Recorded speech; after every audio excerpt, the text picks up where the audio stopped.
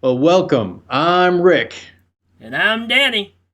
And this is the Hell Ming Power Hour. Yeah!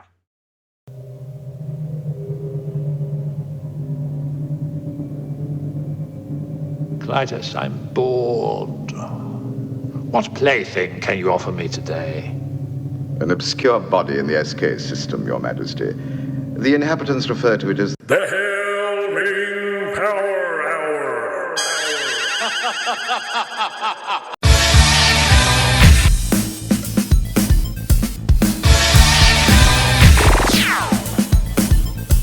The Hell Ming Power Hour. Ricky and Danny. Wants your children. It's just that simple, people. Oh, Flash Gordon. Mr. Ming, tear down this wall. Brandon Newman. Hail Ming. But it's changing. Shut up, Winda. Shut up! Will you shut up?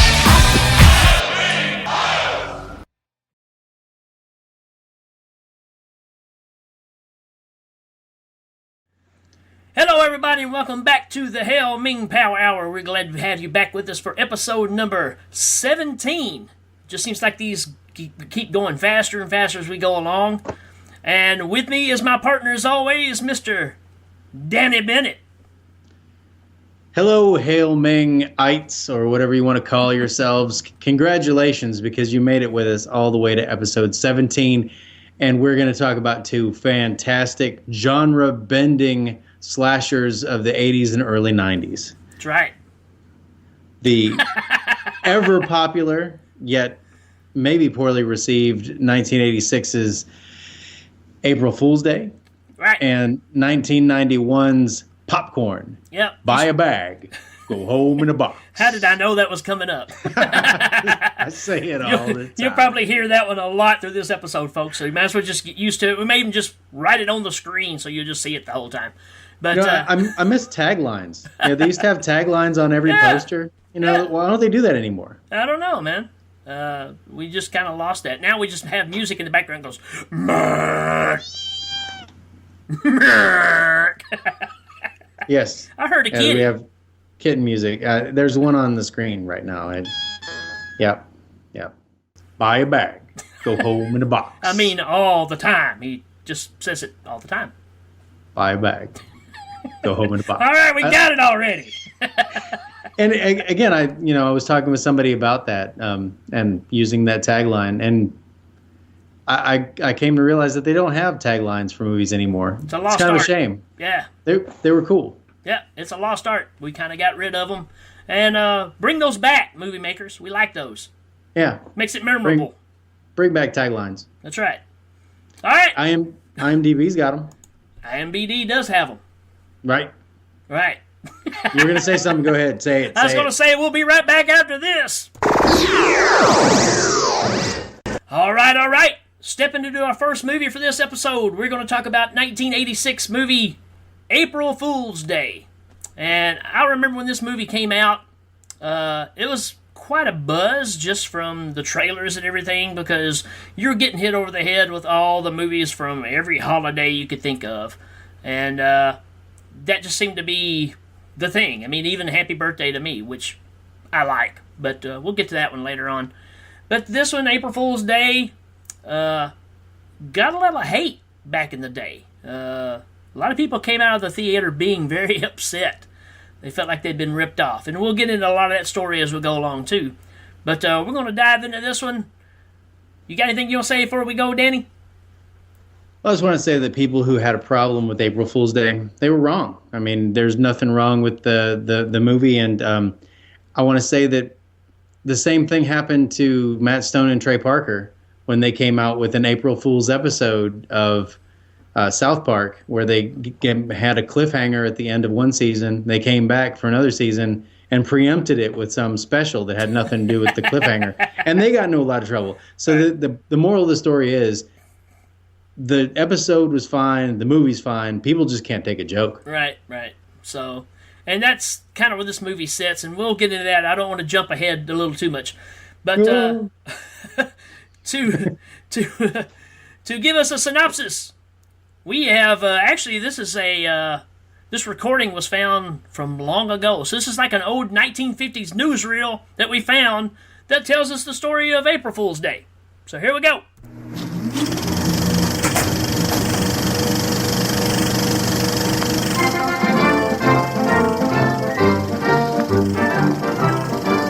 Hello and welcome to April Fool's Day 1986, a plot summary. A group of college friends consisting of Harvey, Nikki, Rob, Skip, Nan, Chaz, Kit, and Arch gather to celebrate spring break by spending the weekend at the island mansion of their friend Muffy St. John on the weekend leading up to April Fool's Day. The tone is set almost immediately with Muffy preparing details around the house. Meanwhile, her friends are joking around on the pier. Then, on the ferry to the island, local deckhand Buck is seriously injured in a gruesome accident. Once on the island and in the mansion, it turns out Muffy has set up a variety of little jokes, from the simple such as whoopee cushions and dribble glasses to even more complex and disturbing such as an audio tape of a baby crying in someone's room and heroin paraphernalia in a guest's wardrobe. Next, Skip goes missing. Soon Arch and Nan also go missing. During a search, Nikki falls into the island's well and finds the severed heads of Skip and Arch, as well as the dead body of Nan. Afterward, the remaining group discover that the phones are dead and there is no way to get off the island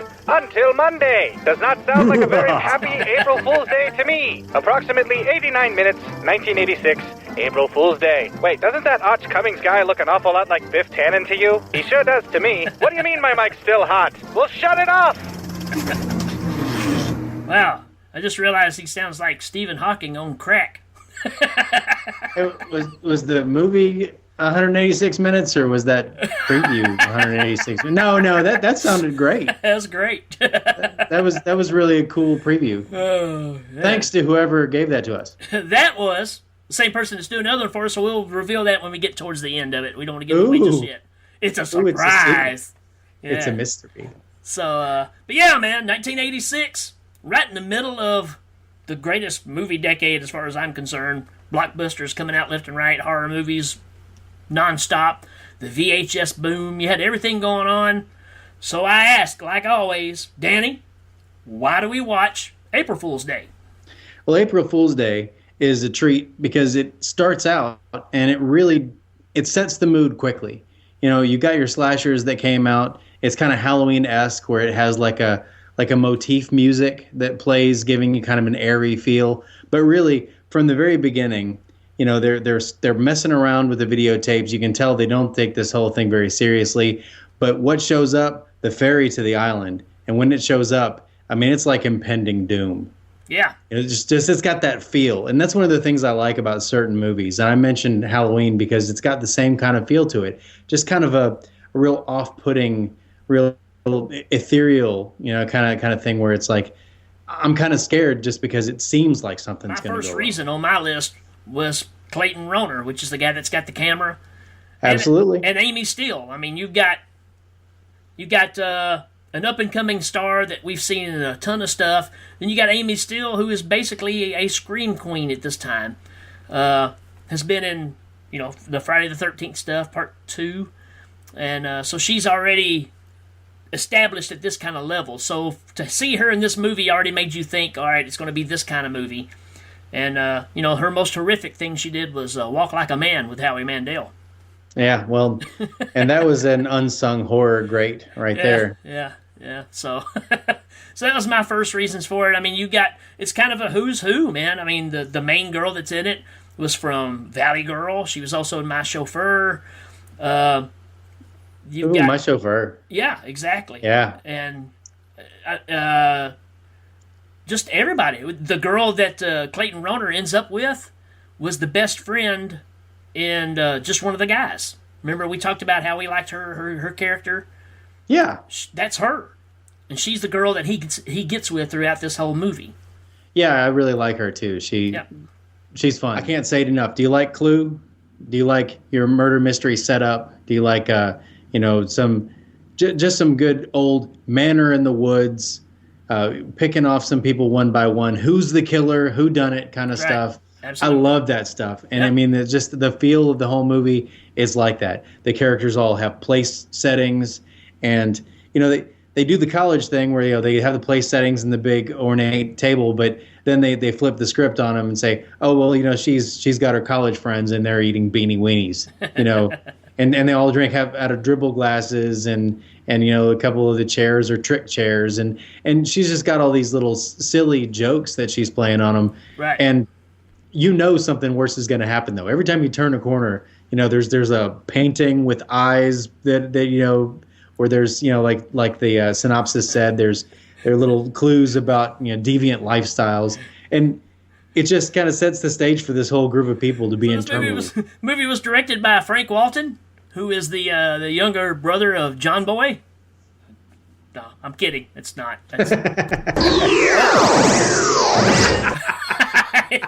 Hit the wrong button. Hail Ming. That's okay. And hitting the wrong button sometimes works out well. Now this is the truth though. Frank Walton is in he's in all three, if there's only three. He's in the first three Porky's movies. That's who directed this movie. He was like, you know what? He was in Porky's before this, I guess, because Porky's came out early 80s. Right. So yeah, he would have been like, all this Porky's is fun, but I need to go make April Fool's Day. Right. I mean, it's actually a quote. It's a quote. That is a fact. He's also a member of the Walton family, and he said, "Hey Sam, you got all this Walmart money lying around. Can I make April Fool's Day?" Sam was like, "Sure. Just make sure it sells for $5 in a big bin about 20 years from now." Can you call it Sam's Club? No, I'm sorry, No. Dad, I can't. Hail Ming. Well, obviously, I don't know the name of the director, so that wasn't one of my reasons. But I'm going to say the effects. The effects are simultaneously super hokey for a slasher film in the 80s, and then they have the added bonus of not having to be super great because the reveal of the movie, makes it into kind of a, oh well, of course it doesn't have to look that great. It's fantastic because, well, in case you haven't guessed or you haven't seen it, I guess you're not watching us because we don't give spoilers, because we do all the time. Right. The whole thing's an April Fool's joke. That's right. And the leprechaun comes out at the end, and he goes into space, and then he goes to the hood, and he says, April Fool's Day. And he says, "Hi, me pot of gold. Give me pot of gold."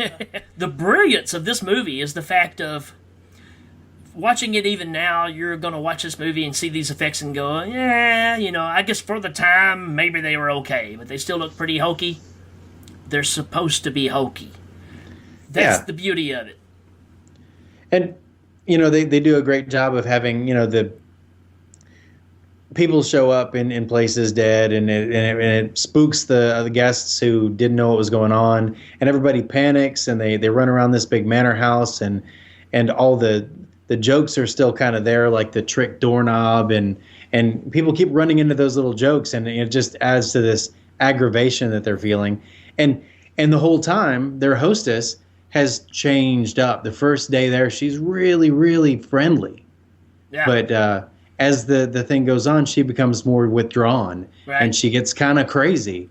And that adds to it, too. They're like, what is wrong with you? Falling off the boat. There's a long suspenseful sequence where he's trying to throw a rope around a cleat, and he keeps throwing it and keep missing, and the boat gets a little closer, and he throws it and he misses, and the boat gets a little closer, and he throws it, and then the captain of the ship is like, "Hey, look out!" and it hits the dock, and he comes up, and his face is all messed up, eyeballs popped out, sticking down his face, and he's like screaming like crazy and running around trying to touch people. It's great. It's great. And you're just gonna have to put the eye back in there with a stick or something. Just. Joe Flaherty came around. I even got it. I've got it on here. It says, "It's all fun and games till someone loses an eye." And I'm sure that was intended. The guy's in Porky's. He knows how to set up a good pun. Right. A good joke. So, regardless, so you got these guys in the boat, and they're all having a good time, and then somebody really gets hurt, or so they think, immediately gets whisked off the island on a motorboat. This guy's got to go to the hospital. Well, I just so happen to be here. And the whole thing happens so quickly. It's a lot of panic, but it still seems kind of like, what just happened? Right. But they were like, it's already got you kind of questioning everything. Right. But as it unravels, it makes you question it at every level. Right. And one of my favorite parts, and I think we talked about this too, was the reveal at the end, because one of the two remaining characters finds everybody just sitting in a study, like hanging around and playing. All the people who have just been killed that they've seen dead here and there, they're all just hanging around, and the other person is still running around screaming for their, Yeah, he's been locked away in the room, and he doesn't know what's going on. So all this reveal has happened except for this one character. And the door opens up, and it's the dude that got his head crushed on the boat that walks up to him with he's got like a prosthetic thing on his face. He's walking to it, and the dude's just screaming his lungs out, scared to death. The guy actually pulls the makeup effect off and sticks it to the dude's face, trying to show him, hey, it's all fake. And dude is still just going out of his mind. Well, and he's screaming to his girlfriend. He's like, I love you. Because he thinks she's in the other room getting killed. Yeah. Yeah, they've just been chased by their host, who's their host's crazy twin. She's got this big old knife that she's brandishing, and she's jumping around, and she's doing a great job of looking just completely insane. Right. And then again, the girl comes around the corner, opens the door, everybody's there just fine. Yeah. And while she's, while they're all telling her, we got you, April Fools, he's still in the other room going, oh no, we're all gonna die. Right. And it's great. It's a great little scene because of the way that unravels. It really does a good job of wrapping the whole thing up before the big reveal. It's and it everywhere. ends with one last scare, which I will kind of leave for you to watch. I think you should watch it. Right. And this one last scare we should leave it to you to not know how it's going to go down. April Fool. Hail Ming. As the theme song by Alice Cooper. That's what I thought. Alice Cooper. April Fools. By Alice Cooper's brother, Daryl Cooper. Daryl Cooper. Hail Ming. Daryl D.B. Cooper. Hey, he wrote some songs. They all wrote some songs. He's the man without a face. You remember that one? No. It was ripped off by a boat. Hey, it was all fun and games until that dude lost his eye. So, man, there's definitely some moments to watch in this movie. It's a great, and this is, a play on words. You're going to hear this a lot. It's a good popcorn flick. Dun-dun-dun. Yeah, it's a fun movie, and I can see why people got upset back in the day. But for me, everything that we think is a great 90s horror movie kind of took this idea, because they are really jabbing at the established horror movie, and they're kind of just turning it on itself and saying, oh yeah, well, this has been done so much, we know we can't do it better. How do you do something different with it? And that's what this movie is. And Scream, I'm not saying Scream is a ripoff of this, calling you out, Scream. but the idea of what they're doing, how to break the mold, I think this movie did it first. I enjoyed revisiting it every bit as the first time I saw it. Yeah, it's a fun movie, and I believe the kids like it too. Oh, kids. And the adults. And the adults. So, yeah, man, I think it's great. I think you should revisit it. Yeah. Definitely has the 80s feel to it. It feels very familiar, but it's got the twist. So, check it out. I highly recommend it. Yeah, so is it time to give it a rating? Let's give it a rating, yeah. I think I'm going to give it 3 out of 5. No, that's not nearly enough. I'm going to get it 5 out of 5. Oh. Big old collapsible knives. Oh, yeah. That is a cool, because you think she's going to, stab her hand with it or whatever, and then she, shows that it's not real. So it's a big old... Yeah, man, it's huge. It's a honking knife. It looks really scary. It's as big as that knife as that dude that cuts that bull in half on Time Bandits and all the fruit falls. Yeah. Yeah, it's just like that. Actually, that dude was there. That was him. It was him. He was just dressed up like the girl. So. What do you give it? Hail Ming. I'm going to give it 28 Clayton Roners dressed up in S&M mask. Ooh, that happens too. Yeah, it does. It's a good old scene. You're going to like it. Yeah, it's sexy. All right, and as always, Brian Blessed, what do you think of April Fool's Day? Let the combat begin! To the death! That means he likes it. He's willing to stand up for it. Yeah, I think the combat begins. You're right. To the death. That's the sequel. April Fool's Day 2, Let the Combat Begin. I like it. Yeah, and the funny thing about April Fool's Day 1 through 4 is that they were all directed by the guy who was in Porky's 1 through 3. All right, so for our double feature of slasher-esque type movies, I guess that's a word. I'm not sure. I'm just making that up. We're back with the incredible 1991 Popcorn. And this is just like, I think, a good pairing for these two movies, because this one kind of did the same thing. It was kind of making fun of more of the nostalgia of the old movies and the fun atmosphere. And but it kind of flipped it on itself too. So this movie's kind of overlooked, I think. Yeah, I absolutely agree. And the one thing that Popcorn has that April Fool's Day didn't have is a great tagline. The tagline. I wonder what that is. Popcorn is popcorn. They'll bite Buy you. a bag. They'll bite you in the end, Go home right? in a box. Oh. Buy a bag. Go home in a box. Hail they'll bite your ass. I was telling somebody that story about Charles Band just the other day. I think it was me. Yeah, it was about him biting my ass. Right, yeah, because we were at Texas, and he was like, come on, Danny, just let me bite it once. I said, okay. Hail Ming. I said, you can buy a bag, but then you have to go home in a box. Oh, man. This is going to go on forever. I love popcorn. All right, so to keep him from saying the tagline again. Fine.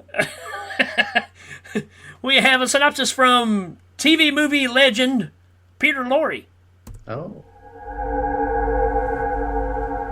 There is a college film student who is also an aspiring writer for films named Maggie Butler. Maggie has been having reoccurring dreams of a young girl named Sarah who is caught in some kind of a fire and being chased by a strange man who is trying to kill her. She records what she remembers on an audio tape upon waking up from this nightmare because she's planning on making it into a film. Maggie apparently lives with her mother, Suzanne, who has been receiving strange, demonic prank phone calls most recently. She heads to her class where she is confronted by her sometime boy toy named Mark, who is a complete and total maniacal idiot. Maggie shuns all of the advances that he has, referring to him as saying that sex with him on any level is, well, unsafe. It probably is. Maggie finds that her film department has once again lost their editing space, and in an effort to regain a permanent editing space for their little side project films, they decide to run a all-night horror marathon. And to complete it all, they're going to reuse some of the gimmicks the films originally had. The three films in question are Mosquito, which was a 3D film, Attack of the Amazing Electrified Man, which was released in a Shocoscope gimmick, and The Stench, which is a Japanese film released in Odorama.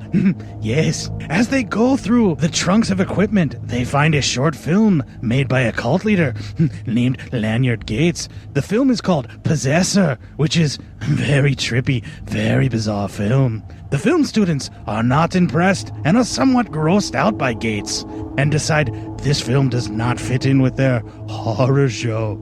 As time moves on, Maggie discovers that she has connections to Gates and a horrible situation that took place upon the initial release of Possessor. The film Popcorn from 1991 is approximately 1 hour and 31 minutes long, and it is a comedy horror hybrid. Oh no, I've lost my script. My God, Ricky, help me!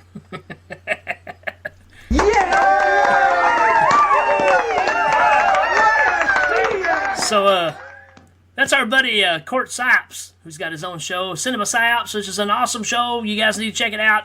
He was kind enough to send those to us, and pretty awesome, man. That's the best Floyd the Barber I've heard in a long time. It was really good. Hail Ming. Yeah, really, the only thing I got out of that synopsis is that they dug into some trunks and found a short film. Yeah, that's pretty much it. So they dug into their trunks and found a short film. Oh. Buy a bag. Go home in a box. You can't steal my thunder. So this movie was directed by Cort Psyops. Because he knows more about the movie than anybody else does. So that's awesome. Yeah, he even named the main character. We often don't do that. Named all the movies there. I mean, so let's give it a rating. Hail Ming. No, we appreciate it, man. That's a lot of work, and it was really good. I like the Peter Lorre too. So both of them are fantastic. It does have a little Floyd the Barber in it, though, man. I'd like to hear you pull one of those off. That's pretty good. It's Andy. Andy. Yeah, I can hear that. Yeah, it's in there. And again, you know, it's one of those things. Popcorn kind of paved the way for a found footage kind of deal. Oh yeah, a movie within a movie kind of deal. Which movies within a movie has happened before, but again, these things kind of brought it to the forefront, and somebody else came and ran with it. Totally agree. You've seen this formula before, just later on.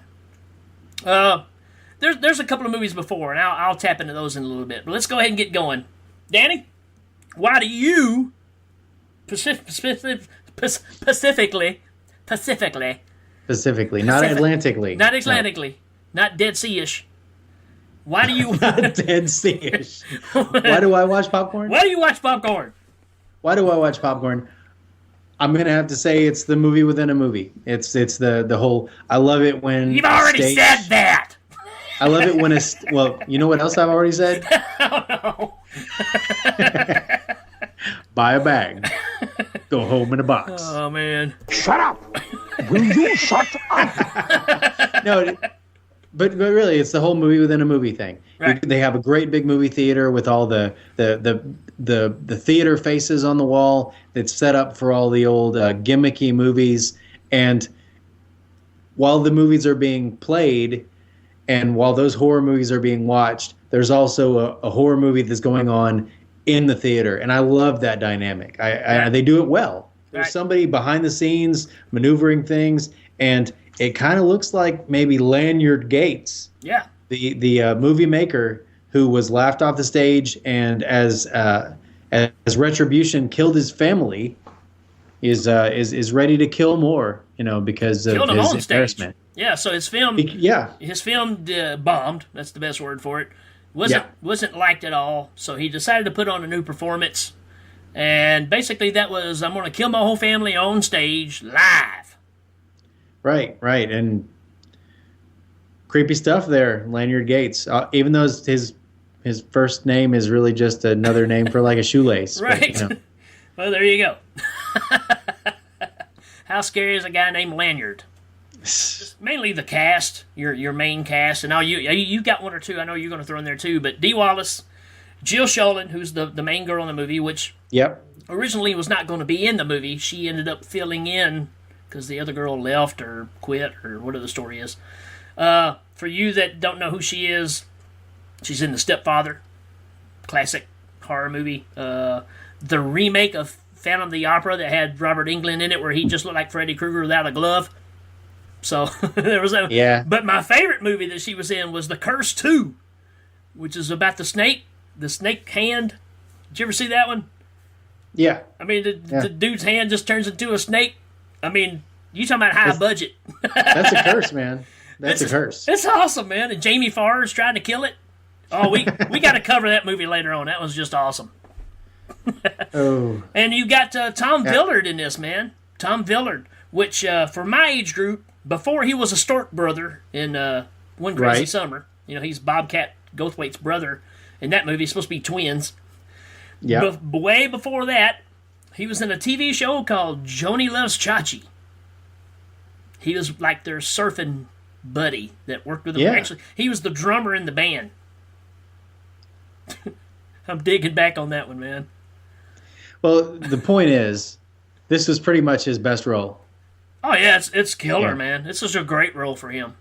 Yeah. And I'm surprised, you being such a big fan of the Phantom of the Paradise, that your first reason wasn't the Phantom of the Opera ishness of it. I've got notes at the bottom of this one for that. Yeah. The slashishness of it. Yeah. You're just making up words now, man. I have Scream-esque. Scream-esque. It's Scream-esque.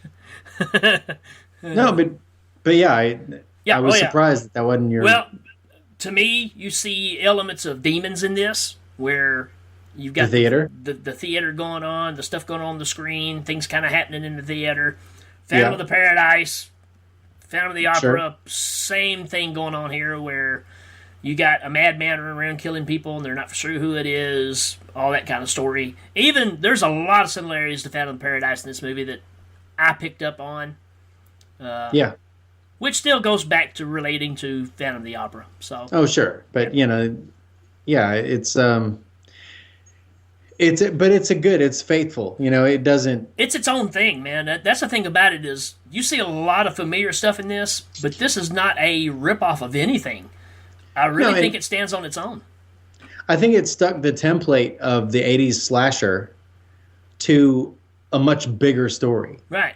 And that's what makes it work, because it isn't just Jason killing teenagers up there because of some unknown beef he's got with teenagers that has to come out later. It's actually a whole story, and there's a whole mythology behind it. But you've got all these things in there too, though, that are definitely from other movies. Because I even brought it up. Wait a minute. There's a guy in a wheelchair who's being chased by a guy that can change his face. Yeah, we've never seen that before. But the thing is the way it's done, you don't really relate that to each other like you do a straight direct ripoff of Texas Chainsaw. So this movie has a neat little way of taking elements you're familiar with and shaking them up and making something totally new out of it. Yeah, well, it's got a lot going on in it, and it doesn't get bogged down with too much content. Right. There's some fun 80s stuff going on in there too. Oh, yeah, without a doubt. Like there's a little love triangle with the guy Mark that gets mentioned in the synopsis. He's trying to get after the main character girl, but he does it by making her jealous and completely ignoring his date, and he is just kind of a loser. Yeah. He can't do anything right.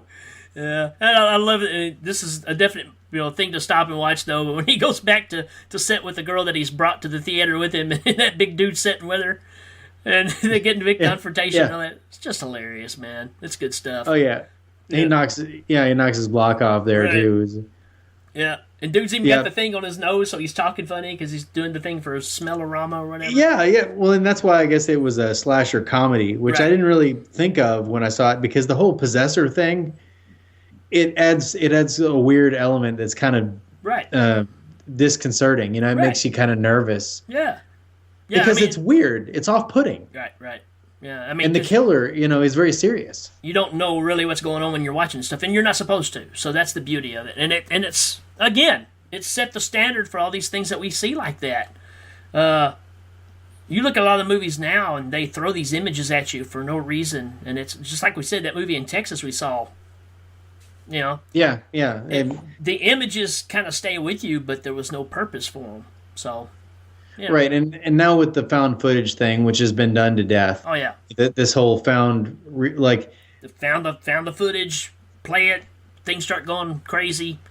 Yeah, like I said, we've seen it before, but this one kind of did its own original thing with it.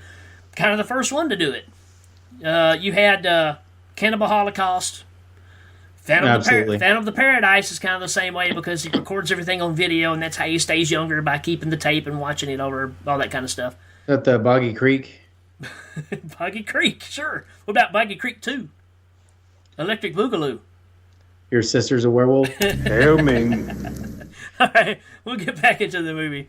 But, I mean, like I said, it takes a lot of ideas that you've seen and just kind of mixes it all in a bag. But one thing this movie has that no other movie does have is a montage of them cleaning up the theater while playing some fake reggae. Fake Jamaican reggae music.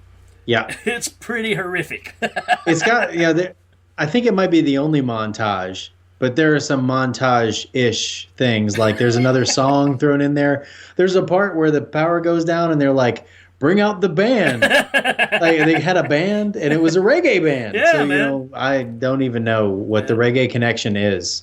The reggae connection. Maybe it was just what was popular at the time, like late 80s, early 90s. Is it safe, Bob Marley? Is it safe, Lanyard Gates?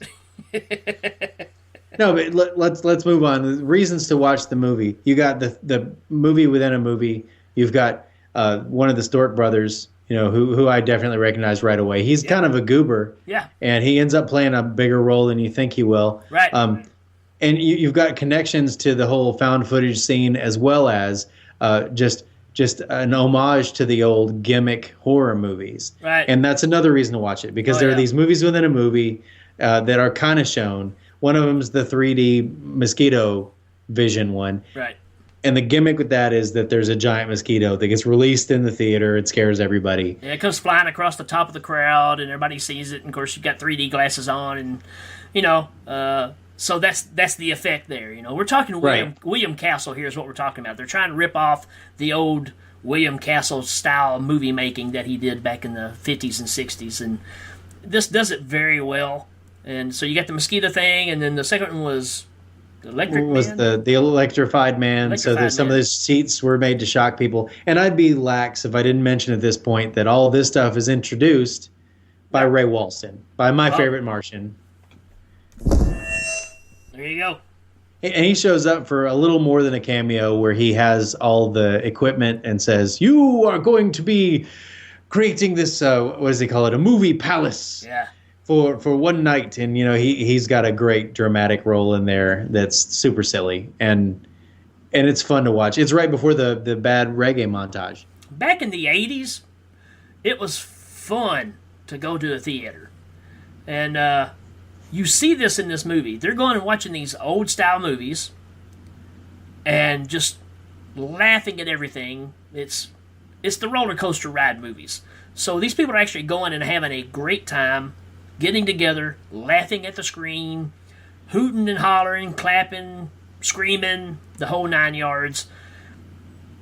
The movie experience was fun back then when you went to things like this, and we've kind of lost that too. Yeah, and all the film students in it, they're all dressed up for it, a la Rocky Horror Picture Show kind of stuff, Right. and they're playing up their parts as the nurse and the insane caged guy and the bellhop and all that stuff. And so they make the whole thing an experience to try and raise some money. But yeah, you're right. It's a lot of fun. I would love to go and experience some movies like this. I think that's why we get thrilled when we go to Texas and they're showing Zombie or Texas Chainsaw, whatever, because you get to sit in a theater type setting with everybody who's fans and you celebrate this movie together. That's what you see in this movie. They are celebrating what used to be the horror films. And nowadays, if you did that, people would be sitting there on their phones the whole time, not paying attention to what's going on, not taking in the experience. And that's a shame. That's a shame, people. It's shameful. Right. It's disgraceful. It's full of shame. It's like if you had this level of shame, if you took shame and stretched it out long, like Al long. Al long. If you that took much. That's a lot of shame, folks. Stretch it out, Al long. That's right. The bad guy or the villain, whatever you want to call him, is kind of a shapeshifter. He can look like different people. Yeah. So that's kind of a cool thing that goes on. And there's some funny things that happen there too. There's one girl that he's killed, and he's right in the act of just knocking her off, and then some friends show up, and he's like holding her up. It's like Weekend at Bernie's kind of thing. Yeah. Where he's holding her up and propping her up and trying to talk in a female voice. Oh yes, oh yes, they went that way. And it's pretty funny, pretty entertaining. So, again, the movie inside the movie thing wants you to participate while watching this movie. And, Well, and I also think the scene where they walk up and the guy in the wheelchair has been knocked off, and the body's hunched over in the wheelchair, and they walk up to it, and he turns around, and it's the bad guy. Yeah. Looks really creepy at that point. It's some great makeup right there. Well, yeah, and there's a whole part where he's wearing his mask over his damaged face, and the edges of the regular guy mask are coming undone. Right. And that looks good. I mean, you can tell that it's glued on there, but yeah. The heyday of prosthetic effects has pretty much peaked.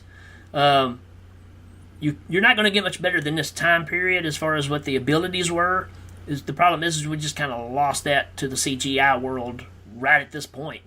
So this is a really good example of what the prosthetic stuff looked like at this point. I think it's very well done. You know what? I got another reason to watch this movie. All right. The giant mosquito. Oh, didn't see that coming. Yeah, well, we mentioned it a minute ago. It's in a 3D movie. But this giant mosquito does a lot of work. Yeah.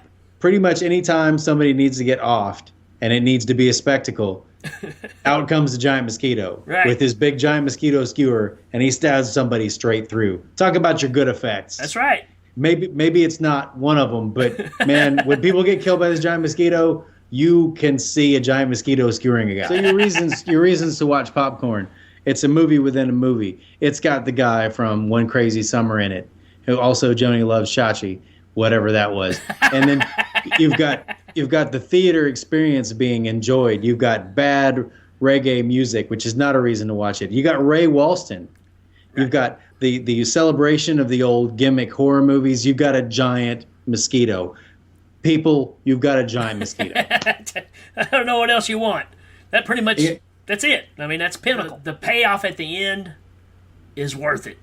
Yeah. It all culminates with the rewatching of the student film that got, that Lanyard Gates made, and the reenactment, the attempted reenactment of the murder of the family.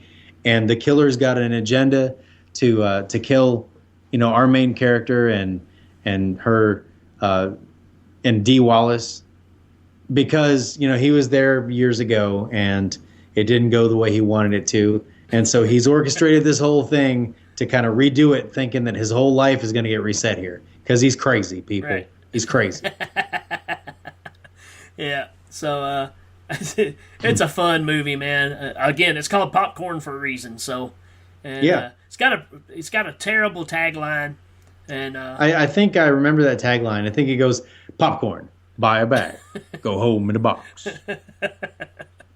Why did that stop? Why did we stop having those taglines like that? I don't know. IMDb's got a lot of movies with the taglines on them. I think maybe they still have them. They just aren't as touted. Well, because it's like The Taken 2. This time, he's not taking it. This time, she's taken 2. It really, yeah. I think they went for the less is more, like, naming your songs dirt, kind of.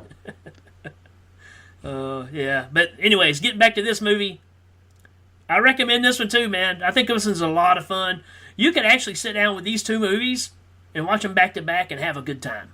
Yeah, they're 80s slasher films with twists that make them fun, but they also have all the stuff that makes 80s slasher films fun. Right. Including, and I didn't mention it before, but in April Fool's Day, there's the whole cat scare. Right. He goes into the boathouse, he's looking around, and it's like, oh no, the music gets loud, and then a cat jumps out. And I had to point out that there's a guy holding a cat, waiting to throw it when he's being cute. It's like, now, no. Now, okay. Now throw the cat. Yeah. I love it. But yeah, so your reasons to watch Popcorn, you got the movie within a movie. You've got the connection to Phantom of the Opera. You've got great actors and actresses in it. You've got a lot of fun. You've got a montage, and you've got great special effects and prosthetics, as well as you have the connection to the found footage stuff with the old student experimental film. It's got it all, and the explanation for the killing is just as hokey as any slasher explanation in the 80s you could expect. All right, cool. I guess we're ready for a rating. I guess we are. Do you know what you're going to rate? Sure. Yeah. I'm going to give it 48 big biker dudes sitting with your girlfriend with a pincher on his nose. The pincher on his nose. I love that scene because the girl from summer school is in it, and she ends up defending our hero guy from that guy again when the guy comes out, and she's like, "You won't hit a girl," and he's like, "No, I never will." And so she just lays him out, then drags him out, locks the door, and since the door's locked, he can't get in to save her later. Oh no, the door's locked! I've got to climb into the theater. Great time, man. Yep. I mean, the more I talk about it, the more I realize stuff I didn't point out. Right. It's totally worth watching. We end up getting stuck with trying to narrow this thing down to keep it into some sort of time frame, but we could go on and on about the reasons to watch this. But again, the point is for you to go watch it and discover these things yourself. We're just the ones that's trying to say, hey, remember this movie? Well, you need to check it out. Popcorn. I think it's one that you probably haven't thought about in a while. April Fool's Day, too. They're both great slashers. Right. I can't use the word fun enough, but I'm going to give it a rating, and I'm going to say that it has 52 giant killer mosquitoes. All right. Rah. Rah. And Brian Blessed, what do you think of popcorn? The hunter becomes the hunter. Didn't he say that about April Fool's Day? No. No, he said to the death. Yeah. Yeah. See, they're similar. Even his answers are kind of similar. So. Yeah, Hunter's death. He kind of likes them the same. Yeah. He likes them the same. He's willing to fight for April Fool's Day, and Hunters and Hunteds, they belong in because they buy it in a bag. And they go home in a box. We'll be right back. All right, we're ready to wrap this one up. That was a fun episode. Again, we felt like we were a little rushed on some of those, trying to get everything through. Again, go check them out. That's the whole point of this show. It's not for you to sit and really listen to us talk about them all the time. It's for you to actually build up the incentive to go out and check these out for yourself. We're used car salesmen. That's what we're trying to do, is get you to get in the car and take it for a drive. We are not trying to bombard your ear holes with a whole bunch of stuff about these movies. We want to get you interested so that you can build your library of fantastic 80s and 90s movies to enjoy for the rest of your lives. Show your kids. And then you can talk about them. Right. And then you can get all your friends to listen to us so we can tell them about even more, and you can share it. It'll be bonding. See, it's just simple lines intertwining. It's the circle of life. That was D.B. Cooper as well sung that. Hail Ming. What was his D.B. name? Walton? Was it Frank Walton? Yeah, Frank Walton. His brother? And the Jamaican band. Ka-dink, ding, ding, ding. Yo! Oh. Yeah, and by the way, do yourself a favor and don't listen to the end credit songs of either movie. April Fool's Day or Popcorn. They are terrible. Maybe we'll have them play at the end of our podcast here so you can have a preview. I doubt it. Yeah. I doubt it. But I don't know, man. I say check them out. At least the first 20 or 30 seconds just for you to go, that's pretty bad. Then you'll turn it off. So you can say, I understand. Yeah, totally. They're bad. Yeah. So, other things that's going on, you guys just hanging with us. Appreciate you still listening. You got a lot of stuff going on at Legion. They're trying to reach out and start to really build up some video stuff going on their YouTube page. So we're right in the middle of all of that. That's a lot of fun. It's a challenge. So if you're watching this, you're seeing that, we're trying to get better as we go along. We're learning this stuff as we go. So no experts here. We're just experimenting and trying to make it work. So, and if you're just watching the webcast and realize that we do audio spots, we do commercials that are all audio based, right? That don't really fit in the webcast. So check out the podcast and you'll get that extra material. Yep. Or just hang out here on the webcast if that's what you want to do, and tell your friends. That's right. And don't be afraid to subscribe. That just helps us out. That's the way it gets more attention, the way it grows. Also, subscribe to Legion Podcast over there as well on YouTube. And, man, you got iTunes, Stitcher, Google Play, everything, man. We're just out there. Seek and destroy. Just find it wherever you can, listen to it, tell your friends about it. I'm glad we brought up summer school a while ago, because recently we've had Gary Riley, who is, if you remember Chainsaw and Dave from summer school. I believe he's actually been listening to the show, and that's exciting. And who knows, we may get him on the show eventually just to come and talk about summer school, which I love. I love that movie. Yeah, so, very cool. Again, show keeps growing, and the more you guys talk about it and get other people to listen to it, the more people's going to listen to it. The goal, like we set for ourselves last week, is a gajillion. Yeah. And I'm pretty positive we can do it. Yeah, a gajillion followers, I mean, it's not that hard. Yeah. Really. Yeah. Because the 80s were that good. Right. I mean, if Vanilla Ice can have millions of fans, surely we can have a gajillion. That's an excellent point. Right. So.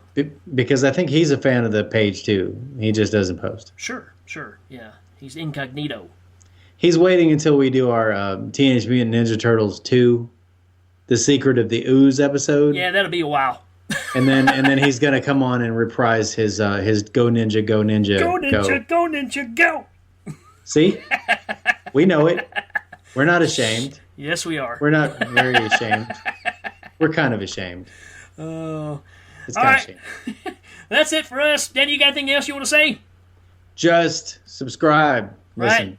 Right. iTunes, leave us reviews, subscribe to us, give us ratings on YouTube and iTunes. I believe that's all we got. So I guess we'll see you next time, folks. Take it easy.